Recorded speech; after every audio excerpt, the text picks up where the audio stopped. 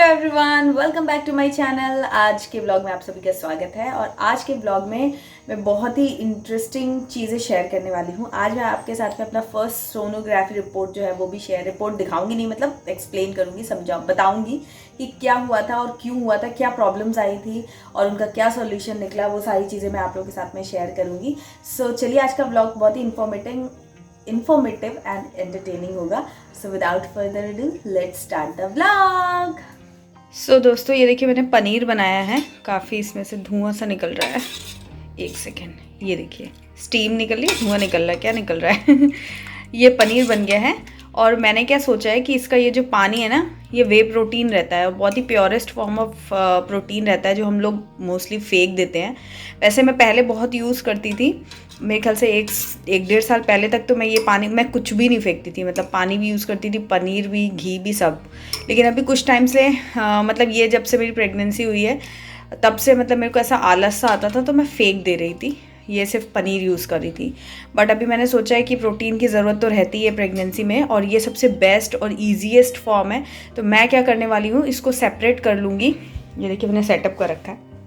तो इसमें मैं पनीर निकाल लूँगी और नीचे मैंने एक और जो पतीला रखा हुआ उसके अंदर मैं ये जो इसका पानी है वो मैं निकाल लूँगी और उससे मैं आटा लगा लूँगी। 2-3 टाइम का आटा लगेगा, तो मैं 2 बार में लगाऊंगी, इसे एक बार में नहीं। ये जो मतलब पानी है इसको मैं फ्रिज में रख दूँगी, तो 2 बार आटा लगा लूँगी और वो उस फॉर्म में फिर मैं जो है प्रोटीन है वो कंज्यूम कर पाऊँगी।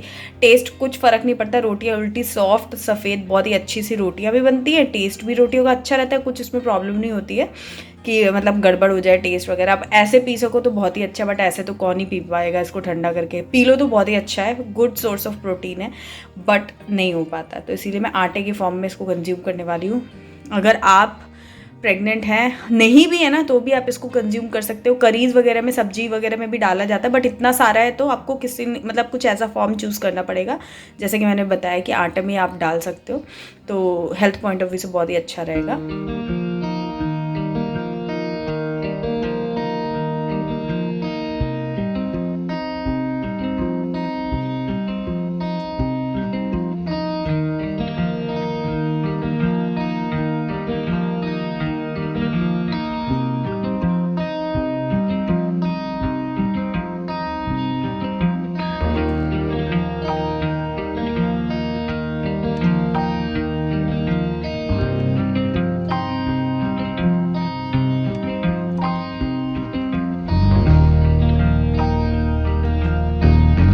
सो ये इतना इसमें से करीब 1 लीटर जैसा ये निकला है।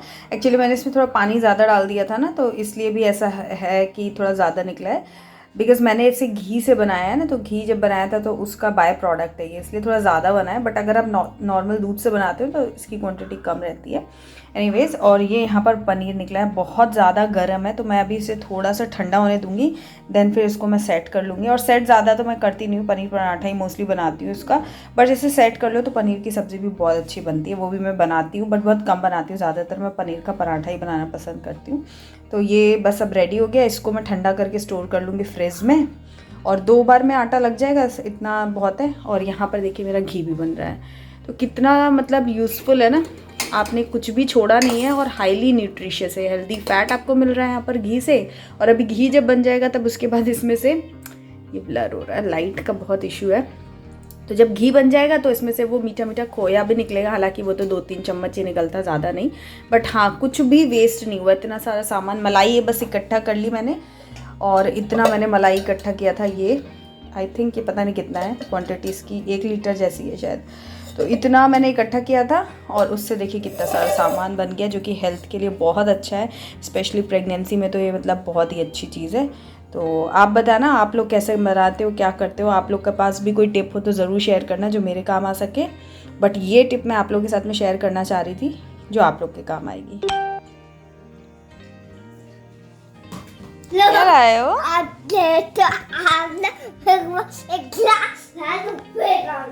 अच्छा अच्छा अच्छा, यार अब मेरे लिए पानी लाया है। ओह गॉड, आरव हमारे लिए पानी लाया, अपनी मम्मा के लिए अभी ग्लास लाने गया है। दौड़ के आओ।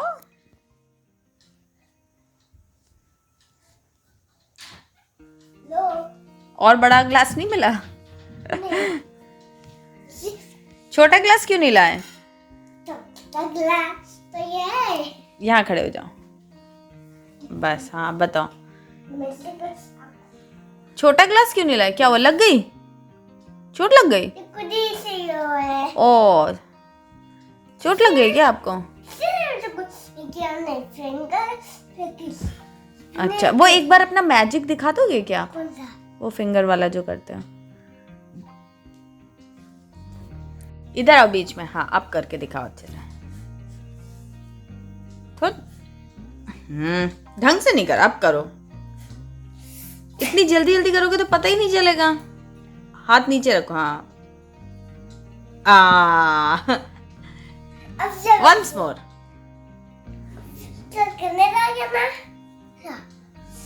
धीरे से करो, आप बहुत जल्दी कर देते हो।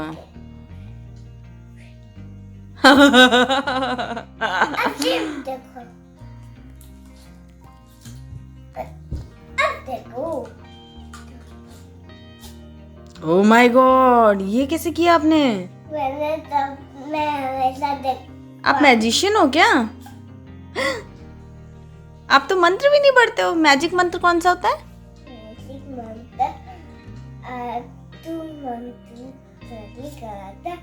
जोर से बोलो यार, अच्छे से बोलो, समझ नहीं आ रहा। काली कलंतर। चलो याद आ जाएगा तब बता देना, ठीक है? चलो, वाह नाइस। अब बोलो। आप लोग ने देख लिया, आप लोगों को पिछली बार आरव का हाउस पसंद आया था। अगर इसका मैजिक पसंद आया तो कमेंट करके जरूर बताना। बाय तो कर दो सबको। नहीं नहीं नहीं, चलो बाय बाय, नहीं तो ये तो बोलता ही रहेगा। और ये है मेरा लंच में आज मैंने बनाया है दाल चावल। और ये एकदम मुझे मेरी जो दादी है ना, उनके घर की याद आ गई। वहाँ पर ऐसे ही मतलब इसका जो खुशबू और फ्लेवर आ रहा है, मुझे नहीं पता मैंने क्या किया है, पर इसकी खुशबू ऐसी आ रही है जैसे जब मैं इसे खा रही हूँ ना, तो मुझे ऐसा लग रहा है कि जैसे मैं दादी के घर जा चुकी हूँ अपने बचपन में। और ये क्या है बताऊँ मैं आपको, ये है आलू का चोखा, और इसमें मैंने डाला है मिर्ची भून करके, क्रश करके। कौन कौन खाता है ये चोखा जिसमें मस्टर्ड ऑयल वगैरह डलता है, जो बिहार साइड में बनता है? तो आप लोग मुझे कमेंट करके बताना कि आप लोगों ने कभी ये ट्राई किया है, ये वाला आलू का चोखा। थोड़ी सी इसकी रेसिपी डिफरेंट है, आलू मैश करके सिर्फ नहीं बनता है, इसमें कुछ कुछ चीज़ें हैं जो मैं बाद में कभी शेयर करूँगी अगर आपको चाहिए होगा तो। बट फ़िलहाल ये बहुत टेस्टी लगता है, मुझे तो बहुत पसंद था ही, बट जब मैंने यहाँ आकर इन लोगों को टेस्ट कराया तो मेरे हस्बैंड को भी बहुत पसंद है। आरव को तो मतलब वो तो इसका डाई हार्ड फैन है, इसके लिए तो वो कुछ भी कर सकता है, ऐसा है, इतना ज़्यादा उसको पसंद है। और अभी मम्मी पापा आए थे तो मैंने उनको भी खिलाया था, तो मम्मी भी बोल रही थी कि अब से मैं ये वाला बनाऊँगी। तो मतलब हमारे घर में सब लोग पसंद कर रहे हैं। आप लोग बताना आप लोगों ने कभी ट्राई किया है, और जो लोग खाते हैं वो भी मुझे बताना। दोस्तों, तो अब मैं बैठी हूँ यहाँ पर, अपने जो प्रेगनेंसी वाले पेपर्स हैं ना, डॉक्यूमेंट्स बेसिकली, उनको मैं सेग्रीगेट कर रही हूँ यहाँ पर। ये आप देख सकते हैं मैंने दो फाइल्स जो हैं वो बना ली हैं यहाँ पर। तो एक फ़ाइल है, इसमें सारे स्कैन्स, जो स्पेशल स्कैन्स हुए हैं जिनमें हार्ड कॉपी मतलब वो मिलती है ना शीट वाली, वो सब इसमें रखे हैं। और इसमें जो मेरे डॉक्टर अपॉइंटमेंट वगैरह देते हैं, या एक जो रेगुलर चेकअप की फ़ाइल रहती है, वो सब मैंने इसमें रख दिया है। तो इस तरीके से बहुत सारे पेपर हो जाते हैं प्रेगनेंसी में, बहुत सारे टेस्ट, ये वो पता नहीं क्या क्या हो जाते हैं, तो उनको करना ही पड़ता है। और मैं टाइम टू टाइम ऐसे सेग्रीगेट, क्योंकि जब भी विजिट करते हैं ना तो सारे पेपर सब कुछ ऐसे मैस हो जाता है। डॉक्टर के पास तो इतना टाइम नहीं होता है कि हम बैठ के पूरा ढूंढें, तो उनको जो चाहिए होता है वो निकाल के फटाफट देते हैं, तो इसलिए वो पूरा मैस्ड अप हो जाता है। तो फिर मुझे जब टाइम मिलता है तो ऐसे मैं टाइम निकाल के वापस से अपनी सारी रिपोर्ट्स देखती हूँ, उसको एनालाइज करती हूँ, समझने की कोशिश करती हूँ, और फिर सेग्रीगेट करके रख देती हूँ। तो आज भी मैं वही करने बैठी थी, तो सेग्रीगेट तो मैंने कर दिया है, बट मुझे मेरी फ़र्स्ट सोनोग्राफी रिपोर्ट दिखी और मुझे लगा कि मैं आप लोगों के साथ में इसके बारे में शेयर करूं। फर्स्ट सोनोग्राफी रिपोर्ट इसलिए मैं डिस्कस कर रही हूँ क्योंकि नॉर्मली जो फर्स्ट सोनोग्राफी होती है लोगों की प्रेगनेंसी में, वो बड़ी ही चेयरफुल हैपनिंग सी होती है, कुछ मज़ेदार होती है, क्योंकि बेबी की हार्ट बीट आपको फील होती है, सुनाई देती है, तो आपका एक कनेक्शन बनता है। मेरे साथ भी आरव के टाइम पे ऐसे ही हुआ था, बट इस वाली सेकेंड प्रेगनेंसी में मेरे साथ प्रॉब्लम ये हुई थी कि मेरा जो प्रेगनेंसी टेस्ट है वो ना तो नेगेटिव आ रहा था, ना ही क्लियर पॉजिटिव आ रहा था, वो फेडेड आ रहा था। तो मतलब कहीं डाउट में थे कि प्रेगनेंसी है या नहीं है। सिम्टम्स, मेरे को पेन वगैरह बहुत हो रहा था लोअर एब्डोमेन में, तो वो भी मेरा एग्जिस्ट कर रहा था। हालांकि बाद में मुझे समझ में आया कि वो मुझे क्यों हो रहा था, उसके कुछ और रीजंस थे कि वो मुझे वो पेन क्यों हो रहा था। मेरी फर्स्ट प्रेगनेंसी में मुझे इस टाइप का कुछ फील नहीं हुआ था जो इस टाइम पर हुआ था। तो अगर आपको भी ऐसे लोअर एब्डोमेन में पेन होता है स्टार्टिंग का जो पीरियड था उसमें, फर्स्ट ट्राइमेस्टर में स्पेशली, तो आप मुझे कमेंट करके ज़रूर बताना कि आपको भी ऐसा कुछ होता है क्या। एनीवेज, हम फर्स्ट सोनोग्राफी की बात कर रहे थे। तो मुझे सिम्टम्स हो रहे थे और टेस्ट किट भी कुछ बता ही रही थी। तो फाइनली मैंने अपना सोनोग्राफी करवाया था और टाइम था मेरा जो 5.5 हफ्ते थे, मतलब 2-3 दिन कम थे 6 हफ्ते पूरे होने में। तो जो रिपोर्ट आई वो बड़ी ही अजीब सी थी, क्योंकि उसके अंदर हार्ट बीट तो नहीं आई, लेकिन बेबी का सैक या कुछ भी और दिखा नहीं, बेबी की कोई एग्जिस्टेंस वगैरह ऐसा कुछ दिखा नहीं वहाँ पर। डॉक्टर बोल रहे थे कि कुछ उनको ऐसा फील हो रहा है, बट ऐसा नहीं था कि वो उसकी रिपोर्ट को उसको मतलब रिपोर्ट में मेंशन कर सकें कि ये है या वो है। कुछ अलग से उनको दिख रहा था बट वो श्योर नहीं थे। तो ऐसे में फिर क्या हुआ कि ये उन्होंने देखिए रिपोर्ट बना के दी है और इस पर उन्होंने ये देखिए, मैं आपको पूरी रिपोर्ट ऐसे क्लियर नहीं दिखा सकती हूँ, नाम वगैरह जो भी है, तो मैं बस ये बता रही हूँ कि ये जितनी भी चीज़ें इसमें देखी जाती है ना, वो सारी चीज़ें कुछ भी नहीं मिला था। तो उन्होंने सिंपल एक ऐसे क्रॉस लगा दिया है।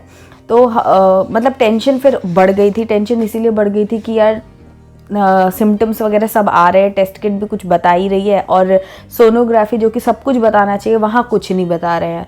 तो फिर कुछ तो गड़बड़ी हो रही है और फिर मतलब टेंशन हो ही जाती है। तो फिर मैंने डॉक्टर से पूछा कि ऐसा क्यों हो रहा है, 5.5 हफ्ते हो गए हैं। तो डॉक्टर ने कहा ये तो बहुत जल्दी है, नॉर्मली 7th वीक में अगर हम टेस्ट करते हैं, सोनोग्राफी करते हैं तो डिटेक्ट होता है। 6 to 8 वीक्स जो रहता है, इवन 10th वीक तक भी कंसिडर किया जाता है कि हार्ट बीट मिल जाती है, ऐसा रहता है। तो अभी मेरा 6ठा हफ्ता शुरू नहीं हुआ था, 6ठा हफ्ता में 2-3 दिन बाकी थे। तो प्रेगनेंसी में ऐसा नहीं होता कि 2-3 दिन पहले कराया तो क्या ही फ़र्क पड़ेगा, नहीं।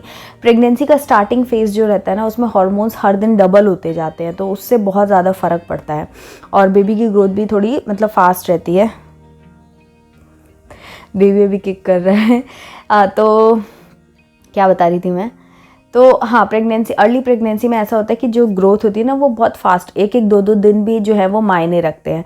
बट सिंस मेरा जो ये टेस्ट है वो जल्दी हो गया था, 5.5 हफ्ते में ही करा लिया था, तो डॉक्टर फिर अगेन 1 हफ्ते बाद बुला करके मतलब थोड़ा फिर कन्फ्यूजन ना क्रिएट नहीं करना चाहते थे शायद, तो उन्होंने मुझे 2 हफ्ते बाद बोला, ताकि श्योर शॉट जो भी हो वो क्लियर हो, बार बार एक ही चीज़ प्रोसेस जो है वो नहीं करनी पड़े। हालांकि 1 हफ्ते बाद वो बुलाते तब भी रिपोर्ट शायद अच्छी आ जाती, हार्ट बीट वगैरह आ जाती, but for the safer side उन्होंने ऐसा किया। और फिर जब मैं 2 वीक्स के बाद अपने 7th वीक में गई थी वहाँ पर, तो मतलब मेरा जो भी बेबी का वो है हार्ट बीट वगैरह जो भी है वो आफ्टर 10 डेज़ आई थिंक मैं गई थी, तो मेरा जो हार्ट बीट है वो पूरा आ चुका था। बेबी की ग्रोथ सब कुछ उसमें जो भी मेंशन था, बेबी का साइज़ देखते हैं, ड्यू डेट वगैरह सब कुछ बहुत ही अच्छे से क्लियर थी और एकदम एप्ट थी, एक्यूरेट थी कहा जाए, कि हम जो एक्सपेक्ट कर रहे थे उतना ही था, सब कुछ सही था। बट क्योंकि प्रेगनेंसी थोड़ी लेट डेवलप हुई थी तो इसीलिए वो चीज़ थोड़ा लेट, क्या मतलब 7वें-8वें हफ्ते में तो पता ही चलता है, तो मैं टाइम से तब गई थी, ये थोड़ा अर्ली हो गया था। बट क्योंकि मुझे पेन हो रहा था, मुझे प्रॉब्लम हो रही थी, तो मुझे मतलब मैं थोड़ा जल्दी ही चली गई थी, out of stress, out of परेशानी, तो मैं वहाँ चली गई थी। तो ऐसे में ये होता ही है बहुत सारे लोगों के साथ। अभी मैंने कल परसों में कौन सा वीडियो शेयर किया था आप लोगों के साथ में, तो उसमें भी लोगों के कमेंट आ रहे थे कि इतनी लेट प्रेगनेंसी आपकी 6 या 7th वीक में डिटेक्ट हुई, ऐसा कैसे हो सकता है। तो यार हो सकता है, ऐसा कुछ नहीं है कि हर किसी की प्रेगनेंसी 5वें हफ्ते में डिटेक्ट हो जाए। पहले मुझे भी ऐसा ही लगता था, बट अब मेरा खुद का एक्सपीरियंस है तो मैं कह सकती हूँ कि हाँ, 6 वीक में अगर आप टेस्ट करते हो तो प्रोबेबिलिटी ज़्यादा रहती है। उसके पहले हफ्ते में कुछ लोगों को होता है, कुछ लोगों को नहीं होता है, और फर्स्ट और सेकंड प्रेगनेंसी में भी अंतर होता है, तो वो सारी चीज़ें हैं। बट अगर आपकी फर्स्ट सोनोग्राफी रिपोर्ट में इस तरीके से प्रॉब्लम आ रही है कि हार्ट बीट नहीं दिख रहा है, योग सैक, मतलब मेरा तो योग सैक भी नहीं, बेबी सैक भी नहीं दिखा, तो आप समझ सकते हो कि कितना है। कई बारी ऐसा, मतलब बेबी सैक तो दिख ही जाना चाहिए था कायदे से, तो कई बार क्या होता है बेबी सैक दिखता है बट हार्ट बीट नहीं आई होती है, तो 1 हफ्ते बाद जब स्कैन करते हैं तो आ जाती है। तो इसलिए आप घबराइएगा मत, बिल्कुल भी टेंशन मत लीजिएगा। 8वां हफ्ता जब तक आपका कंप्लीट ना हो जाए तब तक आप सोच सकते हैं कि हाँ अभी डेवलपमेंट थोड़ा सा बाकी है जो कि डिटेक्ट नहीं हो पा रहा है। तो इस वजह से बेबी का हार्ट बीट ना दिखना या बेबी सैक नहीं दिखना या क्लियर पॉजिटिव नहीं आना, ये सारी चीज़ें हो सकती हैं। तो बिल्कुल भी टेंशन मत लीजिए, घबराइए मत, थोड़ा सा पेशेंस रखिए और अपना 8वें हफ्ते 7वें हफ्ते में जब भी आपके डॉक्टर आपको बुलाते हैं तो फिर आप अपना चेकअप करा सकते हैं। तो आपकी होपफुली सारी चीज़ें सही आएंगी अगर आप प्रेग्नेंट हैं तो ये सब चीज़ें थी। और यही मैं इसीलिए मैं आप लोगों के साथ में शेयर करना चाहती थी क्योंकि कई सारे नए लोग जो हैं वो मेरे चैनल पर भी रिसेंटली जुड़े हैं मेरे प्रेगनेंसी वाले वीडियोस से। तो मुझे लगा कि उन लोगों के लिए ये हेल्पफुल चीज़ होगी कि आपको पता चले कि अगर आपके बेबी के साथ आपके प्रेगनेंसी में भी इस टाइप की चीज़ें आप फेस कर रहे हो तो डरने की कोई बात नहीं है। ऐसा बहुत सारे लोगों के साथ में होता है, आप अकेले नहीं हो। तो यही था। हालांकि ये टेंशन ख़त्म हुई, उसके बाद फिर दूसरी एक बहुत बड़ी टेंशन आ गई थी, वो मैं आप लोगों के साथ में शेयर करूंगी लेटर ऑन कि मेरी प्रेगनेंसी हाई रिस्क प्रेगनेंसी कैसे बन गई थी। अब मैंने आप लोगों के साथ में अपना एक वीडियो भी शेयर किया था ना, जब मैं बहुत ज़्यादा टेंस थी और मैंने एकदम ही मतलब ऐसा वाला वीडियो बना दिया था कि मैं बहुत टेंशन में हूँ जो भी है। और आप ही लोग थे जिनकी वजह से मैं थोड़ा सा बूस्टअप हो पाई थी। तो वो उस टाइम पे मतलब क्या हुआ था वो भी मैं जल्दी ही इस हफ्ते या अगले हफ्ते आप लोगों के साथ में शेयर ज़रूर करूँगी कि क्या हुआ था, कैसे मेरी प्रेगनेंसी हाई रिस्क प्रेगनेंसी हो गई थी, फिर क्या हुआ आगे, कैसे सब चीज़ें नॉर्मल हुई, तो वो भी मैं आप लोगों को बताऊँगी। और अगर आपको मेरे ब्लॉग्स पसंद आ रहे हैं तो प्लीज़ मेरे ब्लॉग्स को लाइक ज़रूर कीजिए, चैनल को सब्सक्राइब कर लीजिए ताकि और इस तरीके की यूज़फुल कंटेंट आपको देखने को मिले। और अगर आप प्रेग्नेंट है तो मेरा एक प्रेगनेंसी स्पेशल चैनल भी है जहाँ पर pregnancy, postpartum care, after delivery और बेबी केयर रिलेटेड सारे वीडियोज़ में वहाँ पर मतलब टू द पॉइंट कंटेंट जो है वो वहाँ पर शेयर करती हूँ। तो आप वो भी सब्सक्राइब कर लीजिए क्योंकि वो आपके लिए वो भी बहुत यूज़फुल रहेगा। और इंस्टाग्राम पर मुझे फॉलो ज़रूर कीजिए क्योंकि वहाँ पर मैं बहुत ही अच्छे छोटे से रील्स बना करके डालती हूँ, तो आपको मज़ा आएगा। चलिए मिलती हूँ आपसे एक नए वीडियो में, तब तक के लिए bye bye and take care.